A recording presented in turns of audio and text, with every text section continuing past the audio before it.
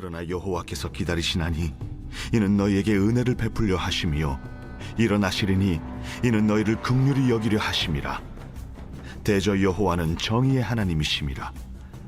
그를 기다리는 자마다 복이 있도다. 시온에 거주하며 예루살렘에 거주하는 백성아, 너는 다시 통곡하지 아니할 것이라. 그가 내 부르짖는 소리로 말미암아 내게 은혜를 베푸시되 그가 들으실 때에 내게 응답하시리라. 주께서 너희에게 환난의 떡과 고생의 물을 주시나 내 스승은 다시 숨기지 아니하시리니 내 눈이 내 스승을 볼 것이며 너희가 오른쪽으로 치우치든지 왼쪽으로 치우치든지 내 뒤에서 말소리가 내 귀에 들려 이르기를 이것이 바른 길이니 너희는 이리로 가라 할 것이며 또 너희가 너희 조각한 우상에 입힌 은과 부어 만든 우상에 올린 금을 더럽게 하여 불결한 물건을 던짐같이 던지며 이르기를 나가라 하리라.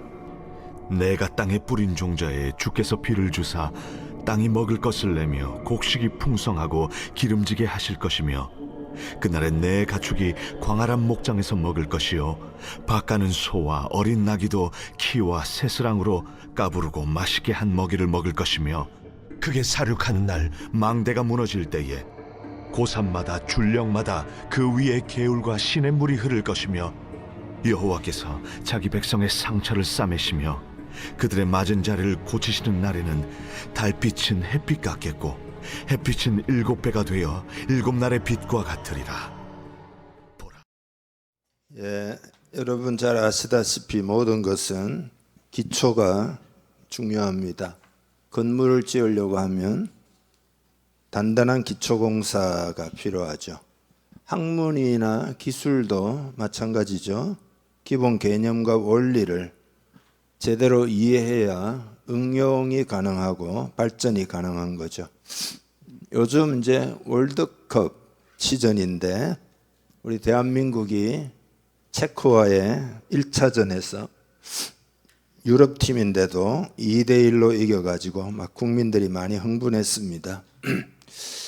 축구 선수는 화려한 기술을 보여주기 전에 기본 체력을 잘 닦아야 되고, 그래서 2002년도 우리가 4강 들 때 히딩크 감독에 의해서 체력을 극강으로 이렇게 끌어올린 것이 4강이 될 수 있는 가장 중요한 기초였어요.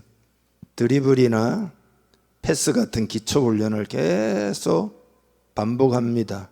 기본기가 부족하면은 큰 경기에 나서서 계속 실수하고 제 실력을 이제 발휘하기가 어렵죠. 꾸준한 그래서 기본 훈련이 있어야 고급 기술도 가능한 거죠. 모든 게 그렇죠. 피아노를 배운다 그러면은 우리 피아노 치는 사람 보면 맨날 스케일 연습을 도레미파솔라시도 그거를 조가 변화되면서 전부 연습하고 손가락을 계속 손가락 훈련 이런 단순한 기본기를 반복하는 거죠. 그래야 복잡한 곡을 연주할 때 손이 자유롭게 움직이고 또 음악적인 표현들이 비로소 가능한 거죠. 이런 것처럼 영적으로도 기본기가 탄탄해야 됩니다. 그러니까 기본을 우선순위로 딱 여러분 붙잡아야 합니다. 인생이라는 것은 항상 문제가 있기 때문에 문제를 해결해 나가야 합니다. 그게 인생입니다. 그러니까 항상 문제가 있기 때문에 해결하고 그렇게 해결해 나가야 되는 게 인생인데, 이때 제일 우선이 되는 문제 해법이 뭐냐? 그거는 하나님이 어떤 목적으로 뭔가를 하기 원하시는지를 우선으로 우리가 아는 겁니다. 이게 이제 기본입니다. 하나님이 어떤 목적을 가지고 계시냐, 뭘 할 때 어떤 목적을 가지고 하나님이 일하시냐, 이거를 알아야 신앙생활도 우리 인생도 기본기가 탄탄한 거죠. 그러면 여러분, 하나님은 무엇을 하려는 목적으로 늘 일을 하실까요? 오늘 본문에 보면은 은혜를 베풀려 하심이라. 은혜를 베푸려는 것이 하나님의 목적이에요. 믿으면 아멘 합시다. 아멘 좀 크게 하면 더 좋죠. 예. 은혜를 베풀려 한다는데 뭐 나 아멘 안 할래 그런 거 아니잖아요. 예. 은혜를 베풀려 하시는 거죠. 그래서 그 내용이 이제 18절에 나옵니다. 한번 읽어보죠. 그러나 여호와께서 기다리시나니 이는 너희에게 어떻게 해요? 은혜를 베풀려 하시며 일어나시리니 이는 너희를 긍휼히 여기라 하심이라. 대저 여호와는 정의의 하나님이시라. 그를 기다리는 자마다 복이 있도다. 아멘. 은혜를 베풀려 하시며, 이것을 강하게 붙들기를 축복합니다. 이 은혜를 베풀려 하신다라는 것을 갖다가 우리가 깨닫고 요걸 강하게 붙드는 요게 기본이에요. 그러니까 신앙생활이나 우리 인생의 이 기본이 흔들리면 그 다음에는 모든 것이 다 왜곡됩니다. 예, 은혜를 베풀려 하십니다. 이 당연한 이야기입니까? 많은 사람들이 하나님이 나를 벌하고 하나님이 나를 뭐 잘못하고 있는지 찾아가지고 문제 삼고 이렇게 생각을 해요. 은혜를 베풀려 하심이라.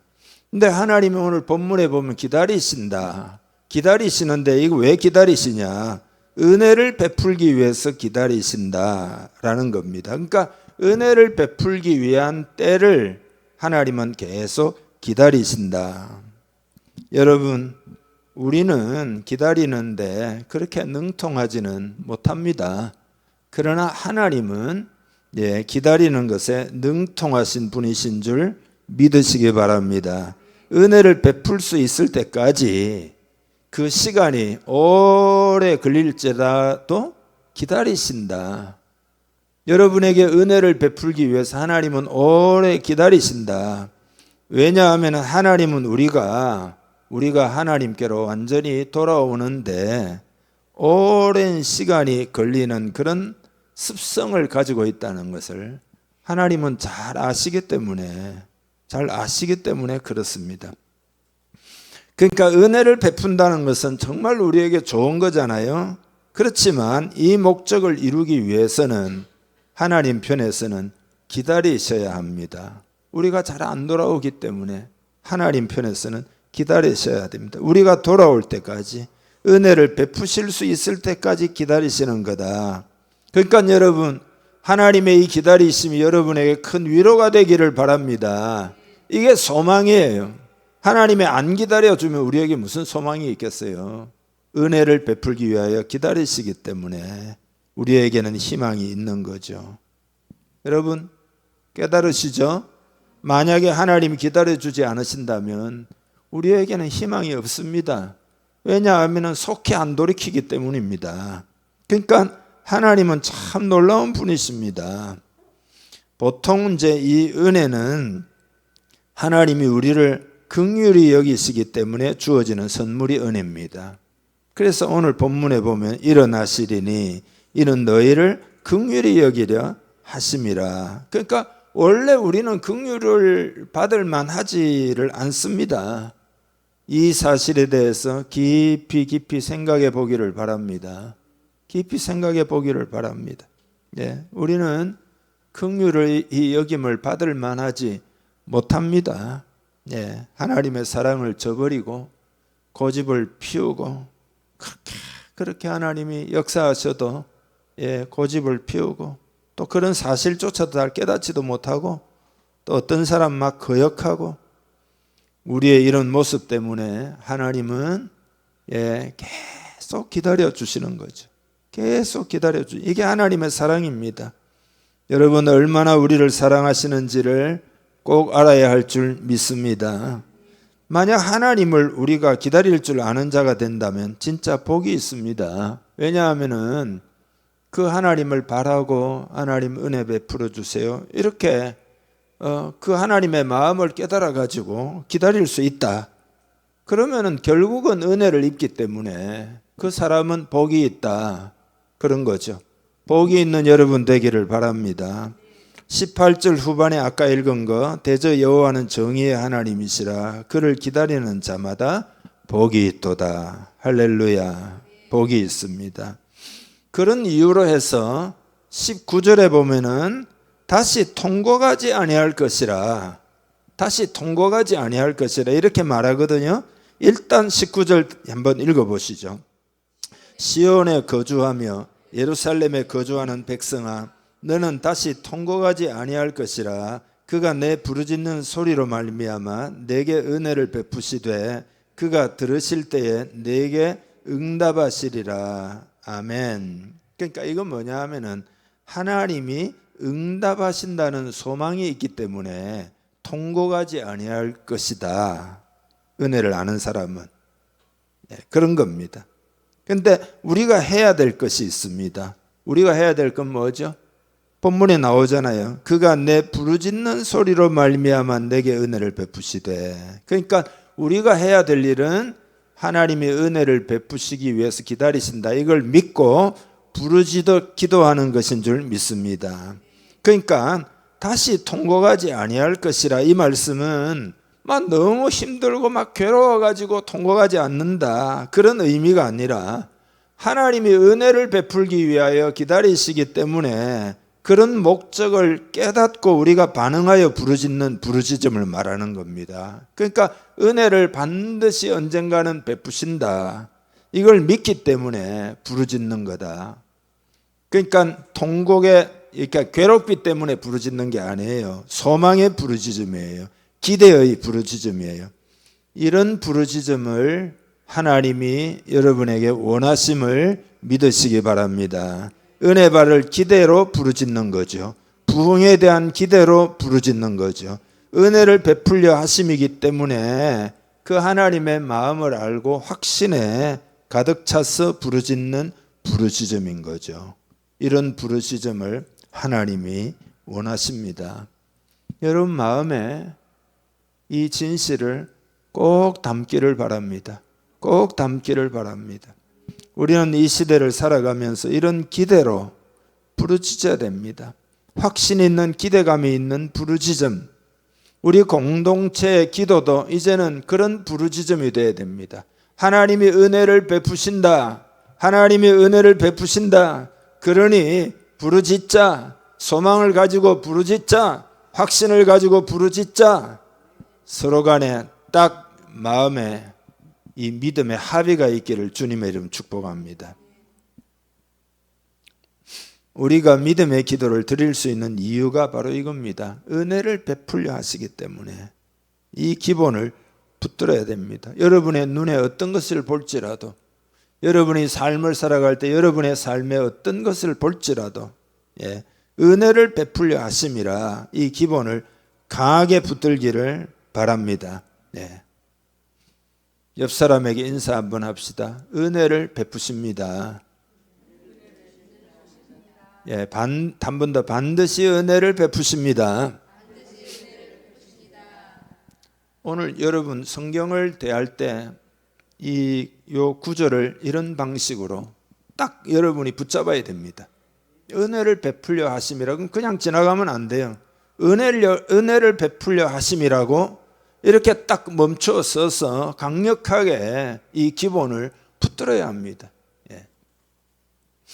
두 번째로 여러분과 나눌 내용은 하나님이 이제 우리에게 응답하시잖아요. 그게 이제 은혜를 베푸는 건데 이제 큰 은혜가 있고 중간중간에 작은 은혜들이 있을 거잖아요. 근데 하나님이 우리에게 응답하시는 그 성격을 알아야 됩니다. 그러니까 하나님 주시는 응답은 우리가 이해되지 않아도 우리에게 은혜가 되는 것들이라는 것을 알아야 합니다. 여러분이 이해되지 않아도 은혜가 되는 것들이다. 그러니까 하나님 차원에서 응답을 주십니다. 하나님 차원에서. 그러니까 우리가 생각하는 것과는 비교가 안 됩니다. 왜냐하면 응답해 주시는 분이 하나님이기 때문에 응답도 하나님 차원입니다. 사람들은 기도할 때 다 자기가 바라는 게 있어요. 자기가 바라는 게 하나님 이거 해주시고 저거 해주시고 이렇게 되게 해주시고 저렇게 해게. 그러나 하나님 우리가 간구하는 것과는 다른 것을 주실 때가 있습니다. 근데 여러분 세월이 지나서 믿음이 자라고 그러면 그때서야 비로소 돌아보니까 그게 내게 정말 은혜로운 것이었구나, 이렇게 알게 됩니다. 저도 제 과거를 돌이켜보면은 제가 받은 응답이 전부 그런 거예요. 그러니까 내 생각이 거의 다 틀렸다는 이야기입니다. 지금 돌아보면은 하나님 차원의 은혜를 부어주신 거죠. 지금은 제가 어떻게 고백하느냐, 진짜 좋은 것을 나는 받았다, 진짜 좋은 것을 받았다, 이런 고백이 저에게 있습니다. 여러분, 이것이 제가 실망하지 않고 주의 일을 계속 해나가는 이유예요. 왜냐하면 진짜 좋은 것을 받았다라는 확신이, 깨달음이 저에게 있기 때문입니다. 여러분, 하나님 모든 것 다 아시는 줄 믿으시죠? 우리에게 무엇이 진짜 유익이 되는지 여러분, 하나님은 다 알고 계신다는 것을 여러분 믿으시죠? 우리는 한 치 앞을 모르잖아요. 그렇죠? 당장 지금 밖에는 보지 못하죠. 그러나 하나님 모든 걸 아시죠. 미래도 아시고. 그러니까 우리는 A라는 걸 구하지만 하나님은 B라는 것을 주실 때가 있는 거죠. 우리 생각하고는 다른 거죠. 예, 다른 것을 주시는 거죠. 그래서 여기서 우리가 필요한 게 뭐냐? 하나님의 성품을 믿는 믿음이 필요합니다. 그 성품을 안다면 자녀들도 부모의 진정한 그 마음을 안다면은 효자가 다 되겠죠. 부모님께 순종하고. 그걸 잘 모르니까 사고를 치는 거죠. 우리도 하나님의 성품을 안다면 하나님이 가장 좋은 것을 주려 하신다는 것을 알 수 있습니다. 은혜를 베풀려 하시는 사랑이 넘치는 하나님이시기 때문에 가장 좋은 것을 주려 하심을 믿으시기 바랍니다. 여러분, 마음을 크게 열고 믿기를 바랍니다. 그래서 이거 믿으려면 뭐가 필요하냐? 겸손이 필요합니다. 겸손. 이게 왜 그러냐? 하나님은 나보다 나를 더 잘 아신다. 하나님은 무엇이 유익이 되는지 아신다. 하나님은 더 깊은 생각을 가지고 계신다. 이런 겸손이 우리에게 필요합니다. 사람들은 다 마음이 교만해요. 그래서 자기 뜻을 고집하거나 하나님이 주신다 안 주신다 별소리를 다 해요. 다 마음이 높은 거죠. 그러나 마음이 겸손하면은 하나님의 은혜를 신뢰하고 기대할 수가 있습니다. 여러분, 마음이 이렇게 돼야 됩니다. 하나님은 다 아시지. 내 생각은 짧지. 나는 이게 좋다라고 확신하지만 그러나 그건 인간의 생각이지. 한계가 있지. 그러나 하나님은 모든 걸 아시지. 그러니까 나를 신뢰하지 않고 난 하나님을 신뢰한다. 이렇게 고백을 하면서 베푸실 은혜를 기다릴 줄 알아야 됩니다. 부르짖을 줄 알아야 됩니다. 그래서 기다리는 자마다 복이 있다는 겁니다. 예. 우리가 이런 하나님의 성품을 알면 어떤 상황에서도 하나님의 인도하심을 믿을 수 있습니다. 예. 소결론으로 하나님은 복 주려 하십니다. 여러분 믿습니까? 하나님 복 주려 하십니다. 여러분 인생에 복을 주려 하십니다. 믿으시기 바랍니다. 신명기 8장 16절을 같이 읽어보죠.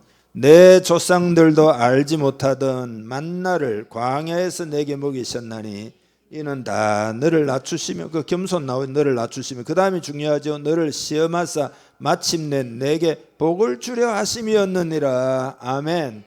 광야에서 원망하고 불평하고 하나님 만나가 뭡니까? 고기도 주시고 뭐도 주시고 왜 이럽니까? 왜 이럽니까? 그게 하나님이 우리가 겸손해지도록 낮추어 가지고 너를 시험하사 마침내 내게 복을 주려 하심.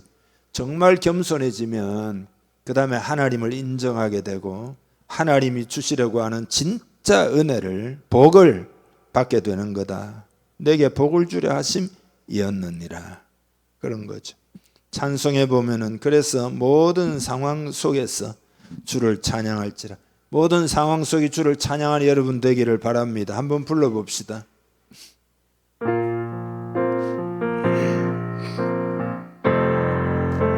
모든 상황 속에서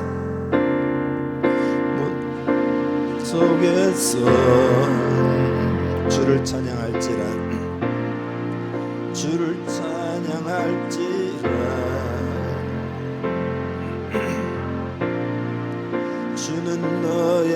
세상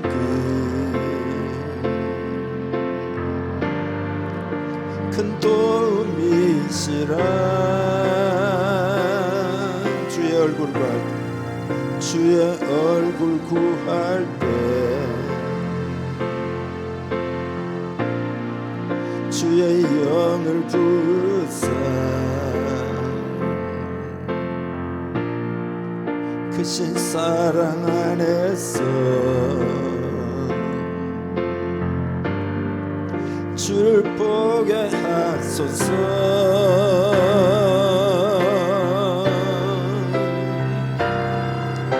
내 영혼이 확정되고 확정되었사오니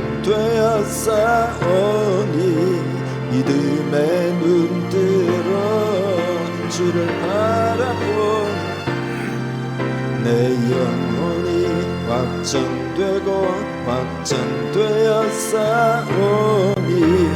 믿음의 눈들어 주를 바라봅니다. 주를 찬양할 때 주의 나라 이미 맺네. 주의 영원한 나라 주 보게 하소서. 내 영혼이 확정되고 확정되었사오니 믿음의 눈들어 주를 바라봅니다. 내 영혼이 확정되고 확정되었사오니 믿음의 눈들어 주를 바라봅니다. 아멘. 그러니까 이 찬양처럼, 그죠? 모든 상황 속에서도 주를 찬양할지라 하나님은 큰 도움이 되신다. 그러니까 아브라함이 있잖아요. 이삭을 바치는 것을 누가 이해하겠습니까? 아니 자기 자녀를, 그것도 100세 낳은 아들을 그 바치라, 그 피를 흘려가지고, 그게 무슨 종교가, 그런 종교가 있습니까? 누가 이해하겠습니까? 그렇지만 아브라함은 너무도 겸손했기 때문에 하나님의 생각은 나보다 높으시고 하나님의 결정은 나보다 지혜로우시다, 그랬던 거죠. 그게 겸손이죠. 내가 원하는 것은 내 때에 다 받아야 된다, 그건 내 뜻이죠. 그러나 하나님은 더 좋은 것을 주려 하심입니다. 그 은혜를 기대할 줄 알아야 할 줄 믿습니다. 세 번째로는, 이제 꼭 기다리는 시간이 우리에게는 고통스럽잖아요.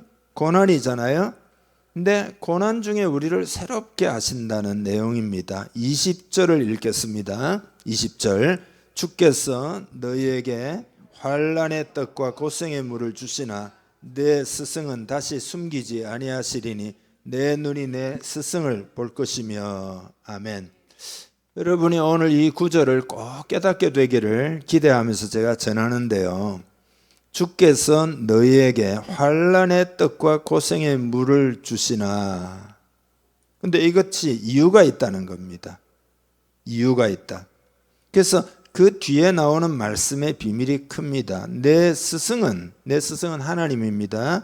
다시 숨기지 아니하시리니 내 눈이 내 스승을 볼 것이며. 그러니까 무슨 뜻인가 하면은, 우리가 이제 고생을 할 때 하나님은 위대한 스승으로서 자신을 숨기지 않고 드러내신다, 그런 뜻입니다. 여러분 이거 깨닫습니까? 예? 환난의 떡과 고생의 물을 경험할 때 그때 하나님이 자신을 드러내신다, 그런 의미입니다. 이거 이해하십니까? 여러분이 고생하고 환난 당하잖아요. 그러면 어떻게 됩니까? 그 전에는 세상이 좋네 막 이렇게 하다가 환난 당하고 고생하니까 자꾸 하나님밖에 없잖아요. 그러니까 하나님을 찾잖아요. 그러면 어떻게 되느냐? 그때 비로소 하나님은 멀리 계신 분이 아니라 아주 가까이에서 인도하시는 분이라는 것을 비로소 알게 되는 거죠. 그러니까 스승이라는 말은 가르쳐 주시고 인도하신다, 그런 뜻입니다. 그러니까 사람은 고난 속에서 하나님이 멀리 계신다 이렇게 느끼겠지만 하나님을 찾는 사람은 고난 속에서 하나님 만나는 거예요.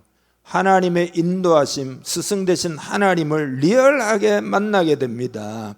그때 하나님은 자신을 선명하게 드러내십니다. 그래서 내 눈이 내 스승을 볼 것이며 고생의 물을 마실 때 비로소 사람들은 우리의 스승 되시는 하나님을 우리의 눈으로 보게 된다. 여러분의 경험과 정확히 일치가 될 겁니다. 그러니까 모진 고난의 순간에 하나님이 너무도 생생해지는 겁니다. 저도 여러분 지난 한 20년 동안 아브라함의 하나님, 이삭의 하나님, 예를 들면 모세의 하나님, 그런 하나님처럼 너무도 생생해지는 겁니다. 너무도 생생해지는 거죠. 지금 그거예요, 20절이. 그리고 스승 되시는 하나님의 인도를 실제 삶 속에서 깨닫게 된다는 의미예요. 그러면은 그게 이제 좁은 길이지만 그게 하나님의 인도하심을 알게 되는 거죠. 그러니까 눈앞에 아무것도 안 보여도 이제는 하나님이 스승이 되시니 그 하나님이 생생하게 보이니까 길이 보이는 거죠. 세상적으로는 길이 안 보여요. 그러나 하나님이 보이기 때문에 길이 보이는 거죠. 우리는 하나님께서 스승으로서 보여주시는 길을 바라보려고 해야 합니다. 그러니까 우리 인생의 고난을 벌로 여기지 말아야 합니다. 안아야 합니다. 더 좋은 은혜를 베풀려 하심입니다. 우리를 낮추어 가지고 겸손케 해 가지고 은혜를 베풀려 하심입니다. 그래서 21절 22절 그것도 여러분이 잘 이해가 될 겁니다. 읽어보죠. 너희가 오른쪽으로 치우치든지 왼쪽으로 치우치든지 내 뒤에서 말소리가 내 귀에 들려 이르기를 이것이 바른 길이니 너희는 이리로 가라 할 것이며 또 너희가 너희 조각한 우상에 입힌 은과 부어 만든 우상에 올린 금을 더럽게 하여 불결한 물건을 던짐같이 던지며 이르기를 나가라 하리라. 아멘. 그러니까 21절을 이제 그때 경험하게 돼요. 사람은 오른쪽으로 치우치고 왼쪽으로 자꾸 치우치잖아요. 불완전하잖아요. 근데 하나님이 내 뒤에서 말소리가 내 귀에 들려 이르기를, 그러니까 하나님이 여러분 뒤에서 음성을 들려주셔서 이것이 바른 길이다, 이쪽이다, 이쪽이다, 이렇게 이리로 가라, 그렇게 길을 잃지 않도록 하나님이 여러분에게 말씀해 주신다, 그런 거죠. 이게 얼마나 위대한 진리인지 모릅니다. 그러고 마침내 어떻게 되느냐, 22절처럼 되는 거죠. 조각한 우상을 나가라. 그러니까 우상을 더럽게 여기고 불결하게 여기고 내던져버리게 된다는 거예요. 그때쯤 되면은. 그러니까 하나님이 고난 속에서 생생하게 우리를 인도하시는 인도하시는데 그때 이제 우리가 마음이 낮아지니까 비로소 이제 막 내 뜻을 내려놓잖아요. 그러면 하나님이 이리로 가라, 이리로 가라. 이게 지금 멀리 보이는 길이고 안 되는 길처럼 보이지만 이게 되는 길이다. 이게 진짜 길이다. 이렇게 하나님이 뒤에서 이렇게 하신다는 거예요. 이 놀라운 이야기죠. 여러분 뒤에서 이렇게 귀에다가, 마음의 귀에다가 여러분에게 이렇게 말씀하신다. 오른쪽으로 치우치고 왼쪽으로 치우치고 그러면 하나님이 자꾸 바로잡아 주시고, 그게 얘야, 그게 네가 옳다고 생각하니 그러나 나는 그게 아니라고 생각한다. 요 길로 지금은 가야 된다. 이렇게 하나님이 삶의 방향을 이렇게 잡아주신다. 그렇게 해서 은혜를 베푸신다, 그런 뜻입니다. 사람들은 권력이나 돈이나 성공이나 그런 것들을 다 의지해요. 그래서 하나님은 고난을 허락하시는 거예요. 그렇게 해서 마음이 낮아지게 만들어가지고 결국은 진짜 하나님이 예배하신 은혜를 주려고 하는 거죠. 우리나라도 다 고난의 고통의 때를 다 경험하고 있지만 다 하나님이 은혜를 주려 하심이에요. 신앙생활이라는 건 뭐냐? 내가 생각하는 것을 내려놓고 하나님이 들려주시는 이것이 길이다, 이것이 길이다, 이 길이 길이다 라는 음성에 순종하는 게 신앙생활이에요. 하나님이 그렇게 보여요. 생생해져요, 여러분이. 고난 가운데서. 고난 가운데 하나님을 찾으면 하나님이 생생해지는 거다 말이죠. 예.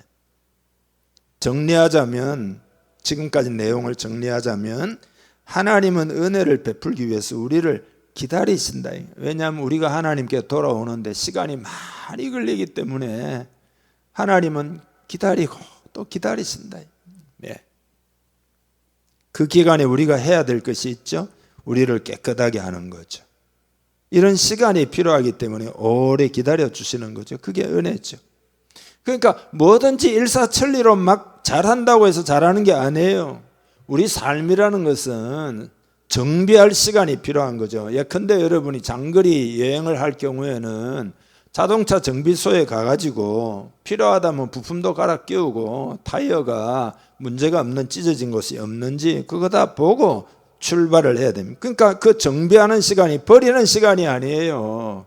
굉장히 중요한 시간이죠. 사고가 안 나도록 만드는 거죠. 인생도 마찬가지예요.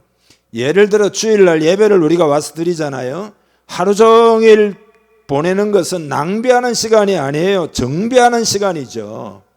사람마다 꼼꼼히 정비를 하냐 대충 정비를 하냐 차이는 있지만 아무튼 정비하는 시간이죠. 여러분이 시간을 내서 교회 와서 기도를 간절히 하고 남 모르게 그런 시간이 정비하는 시간이 필요한 거죠. 이런 사람은 시간을 단축하고 하나님의 은혜를 입을 수가 있습니다. 마리안 앤더슨이라는 분이 1897년도 태어나가지고 1993년도 죽었거든요. 그러니까 뭐 아는 사람, 뭐 좀 나이가 있는 사람은 알죠. 20세기에 세계 성악계에서 가장 영향력 있는 가수 중 한 명이죠. 그러니까 뭐 조금 더 뒤로 오면 파바로티와 같은 그런 여성이지만 흑인인데요. 흑인 최초로 뉴욕 메트로폴리탄 오페라 무대에 선 인물이고 인종차별을 넘어가지고 미국 시민권 운동에 큰 영감을 준 인물입니다. 음악적인 업적도 대단하지만 사회적인 그 그녀의 상징성은 미국 역사와 문화에 깊은 흔적을 남긴 놀라운 사람이에요. 1930년대 유럽에서 100회가 넘는 순회 공연을 하면서 국제적인 명성을 얻었고 20세기의 위대한 지도자 중에 하나인 토스카니니가 100년에 한 번 나올 만한 소리를 가진 가수다. 이 극찬한 사람이 마리안 앤더슨이에요. 그 전에 제가 한번 이야기 드렸더니 누가 그거 유튜브에 찾아가지고 노래도 들었다 그러더라고요. 사회적 역사적 영향도 어마어마합니다. 1939년도 워싱턴 DC 컨스티튜션 홀에서 흑인이라고 공연이 거부가 됐어요. 그래서 링컨 기념관 앞에서 무료 야외 공연을 펼쳤는데 7만 5천 명이 모여가지고 이게 이제 미국의 역사적인 사건이 됐습니다. 인종차별을 이긴. 이게 라디오로도 중계가 되어가지고 수백만 명이 들었고 당시에 이제 마틴 루터 킹 목사가 아주 어린 시절인데 어린 그에게 큰 영향을 주었다. 그래서 미국 시민권 운동에 영감을 불어넣은 사건이 된 거죠. 그래미 평생 공로상을 수상했고 루즈벨트 대통령과 영국 여왕 앞에서 독창회를 열어가지고 국가적인 위상을 높이고 필라델피아 시민상을 받아가지고 그 상금으로 장학재단을 만들어가지고 많은 후학 양성에 기여를 하고 또 무엇보다도 교회와 우리 신앙 공동체에 깊은 영향을 끼쳤습니다. 그래서 이 사람이 뭐라고 이야기했는데 내가 서 있는 유일한 땅은 믿음이라는 땅이다.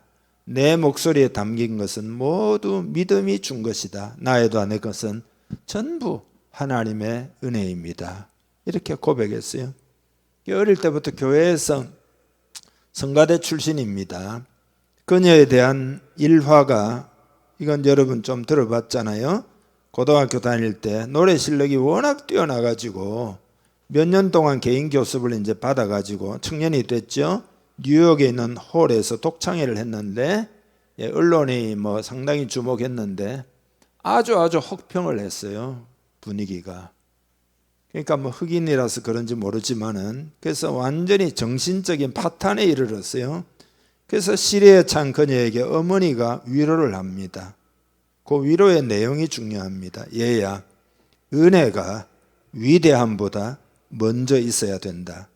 요 내용이 은혜가 위대함보다 먼저 있어야 된다. 네가 음악가로서 위대한 사람이 되기 전에 하나님의 은혜부터 먼저 받아야 된다.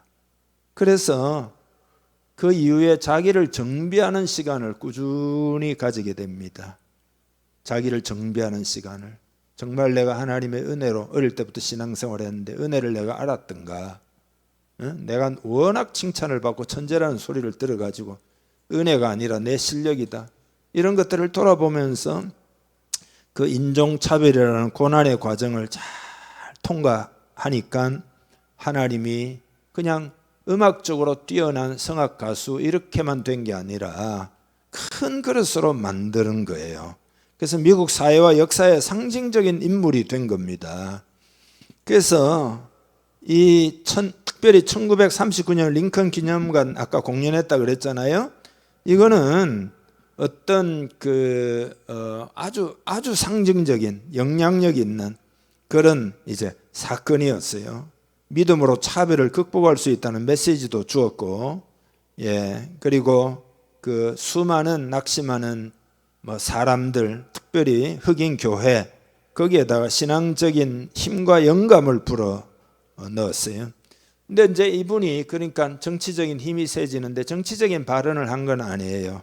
노래하고 삶의 태도로 신앙을 증거해 가지고 사회를 막 뒤집은 큰 어떤 영향을 끼친 거죠. 그래서 성경적인 겸손이 그에게 있었고 봉사의 모델이 되었고 그렇게 실제 역사가 그렇게 평가를 하고 있습니다. 그러니까 고난 당했을 때 그가 그 자기 정비를 한 거죠. 그렇게 해서 그는 하나님이 예비한 그 기다림 끝에 하나님 주신 은혜를 입은 거죠. 여러분 우리도 그러해야 할 줄로 믿습니다. 그래서 그렇게 되면 결국 어떻게 되느냐? 그 은혜의 내용이 뭐냐? 결국 그게 23절부터 26절이죠. 같이 읽습니다. 네가 땅에 뿌린 종자에 주께서 비를 주사 땅이 먹을 것을 내며 곡식이 풍성하고 기름지게 하실 것이며 그날에 내 가축이 광활한 목장에서 먹을 것이요 밭가는 소와 어린 나귀도 키와 쇠스랑을 까부르고 맛있게 한 먹이를 먹을 것이며 크게 사려가는 날 망대가 무너질 때에 고산마다 줄령마다 그 위에 개울과 시냇물이 흐를 것이며 여호와께서 자기 백성의 상처를 싸매시며 그들의 맞은 자리를 고치시는 날에는 달빛은 햇빛 같겠고 햇빛은 7배가 되어 7날의 빛과 같으리라. 아멘. 여러분 이게 뭐죠? 풍성한 축복이죠. 우리가 기대할 바입니다. 그래서 23절에 아까 23절에 보면은 회개한 백성에 하나님이 비를 주셔가지고 땅이 풍성히 소출을 내고 밭에 곡식이 풍성해진다 이렇게 말씀합니다. 24절은 소와 나귀까지도 넉넉한 사료를 먹게 될 정도로 풍요가 임하는 25절은 심판 이후에 모든 높은 산과 언덕에 시냇물과 강물이 넘쳐 흐르는 그런 큰 회복이 있다. 26절은 달빛 잿빛처럼 밝고 햇빛은 7배나 더 강해지고 그리고 하나님 백성의 상처를 싸매시고 치유하시는 그런 회복의 역사가 있다. 하나님의 영광과 은혜가 충만히 임하는 시대가 된다. 그런 거죠. 여러분 개인의 삶에도 오늘 우리 시대에도 그죠? 오늘 말씀에 순종해서 여러분 실천하면 이런 것을 기대할 수 있는 거죠. 개인적으로도 기대할 수 있는 줄 믿습니다. 사회적으로도 기대할 수 있는 줄 믿습니다.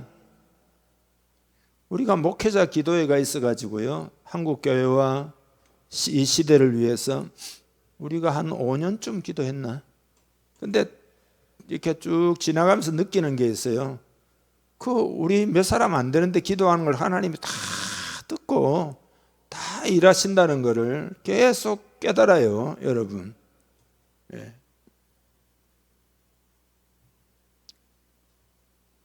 결론을 맺읍시다. 하나님은 무엇을 하시나? 은혜를 베풀려 하신다. 이 기본을 붙듭시다. 그리고 아까 기억나십니까? 응답의 성격은 어떠하다? 우리가 이해되지 않아도 우리에게 은혜가 되는 것들이다. 이를 신뢰하자 그랬죠? 그 다음에 우리가 이제 환난의 떡이나 고생의 물을 마실 때는 그 희한하게 그때 하나님이 생생해지고, 그리고 그때 하나님이 우리를 이제 새롭게 하신다. 정비, 우리 편에서는 정비하는 시간으로 삼아야 된다. 그 정비되는 그 시간을 하나님은 그렇게 우리가 정비되다가 하나님 나중에 모른다면 어떻게든 그런 걱정할 필요가 없다. 왜냐하면 끝까지 기다려 주신다. 그러므로 여러분이 부르짖어 기도할 때 낙심할 필요가 전혀 없다. 소망과 기대로, 고통스러워서 기도하는 게 부르짖는 게 아니라 소망과 기대로 부르짖을 수 있다. 예, 이것이 오늘 결론입니다. 지금 우리는 조금만 더 부르짖으면 돼요. 더 부르짖기를 바랍니다. 하나님의 은혜를 베풀려 하심이라. 이 기본을 강하게 붙들고 더욱 부르짖어 승리하고 복을 받는 여러분과 우리 공동체 되기를 주님의 이름 축복합니다. 다 같이 기도하겠습니다. 하나님, 그렇습니다. 오늘 말씀 감사합니다. 하나님의 뜻을 깨닫습니다. 하나님께 진실하게 응답하는 시간이 되기를 바랍니다. 다 같이 기도합니다. 주님, 하나님의 그 놀라우신 성품을 인하여 감사합니다. 우리를 사랑하시고 한결같이 은혜를 베풀려 하시는 그런 주님의 마음을 진실로 경배하고 찬양하고 기뻐하고 더욱 의뢰합니다. 하나님 아버지, 소망과 기대로 부르짖는 우리 공동체 되기를 원합니다. 한 사람도 예외 없이 다 마음을 합해서 하나님은 기다려주시는 그 사랑과 은혜를 기억하고 다 한 마음으로 부르짖어 기도하고 이 땅에 하나님의 뜻이 이루어지도록, 복음의 역사가 크게 일어나도록, 한국교회가 주께로 돌아오도록, 우리 교회가 쓰임을 받도록, 그리고 이 시대가 하나님께로 돌아오도록, 정의의 나라가 되도록, 복을 받는 나라가 되도록, 복음을 수출하는 나라가 되도록, 선교하는 나라가 되도록 은혜를 베풀려 하심인 줄 믿사오니 깊은 곳에서부터 주님을 불러 아래는 하나님 우리 되기를 원합니다. 다시 새롭게 결정하고 결단합니다. 한 마음이 되어 기도하기를 원합니다. 주여 역사하시옵소서. 은혜를 베풀려 하시는 이 기본을 강하게 붙들기를 원합니다. 이 기본이 중요하다 배웠습니다. 하나님의 은혜를 잘 알게 하시옵소서. 성령으로 깨닫게 하여 주옵소서. 하나님이 은혜로우신 분이신 것을, 선하신 분이신 것을 하나님 아버지 마음에 확정하도록 성령을 부어 주옵소서. 연약함을 새롭게 하시고 이 은혜를, 이 믿음을 하나님 부어 주시기를 원합니다. 우리 공동체가 승리하기를 원합니다. 하나님의 축복을 오직 믿음으로 바라보고 전진하도록 역사하시옵소서. 개개인은 낙심하고 좌절하지 않고 은혜가 내 앞에 있는 것을 기억하고 믿음으로 더욱 주님을 붙들고 나아가는 한 사람 한 사람 다 되게 하여 주시옵소서. 모든 인생의 낙심과 절망은 오늘 이 말씀을 깨닫고 떠나보내기를 원합니다. 예수 이름으로 낙심은 떠나갈지어다. 절망감은 떠나갈지어다. 승리의 마인드가 되기를 원합니다. 기대하는 마음이 되기를 원합니다. 기대하며 부르짖는 우리 공동체가 되기를 원합니다. 주여 은혜 베풀어 주시옵소서. 예수님의 이름으로 기도하옵나이다. 아멘. 이제는 우리